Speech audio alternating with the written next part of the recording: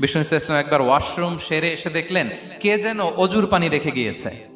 জিজ্ঞেস করলেন কে রেখেছে, বলা হলো আব্দুল্লাহ ইবনে আব্বাস রেখে, ছোট্ট আব্দুল্লাহ। বিষ্ণু ইসলাম খুশি হয়ে গেলেন, হায় রে, সে কিভাবে খেয়াল করলো, আমি এখন ওয়াশরুম থেকে আসলেই তো আমার অজুর পানি লাগবে। খুশি হয়ে একটা দোয়া করলেন তার জন্য। তিনি বললেন আল্লাহুম্মা ফাক্কিহহু ফিদ্দীন ওয়া আল্লিমহু তা'বীল, মানে হে আল্লাহ, আপনি তাকে দ্বীনের জ্ঞান দেন এবং কোরআনের ব্যাখ্যা তারে শিক্ষা দেন। বিশ্বনবীর এই দোয়া এমন ভাবে কবুল হয়েছে, এই আব্দুল্লাহ ইবনে আব্বাস যত মুফাসসির পৃথিবীতে আসবে সকল মুফাসসিরদের সম্রাট হিসেবে আল্লাহ তাকে কবুল করেছেন। বিশ্বনবীর দোয়া তারা পেয়েছেন।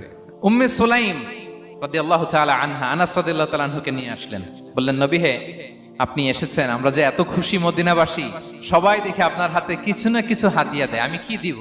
কিছু দেয়ার নাই, কিছু দেয়ার নাই, আমি গরিব মানুষ, আমি আমার নাড় ছেঁড়া ধন, কলিজার টুকরা আনাস, আমার শিশু সন্তানটারাই আপনারে হাদিয়া দিয়ে দিলাম।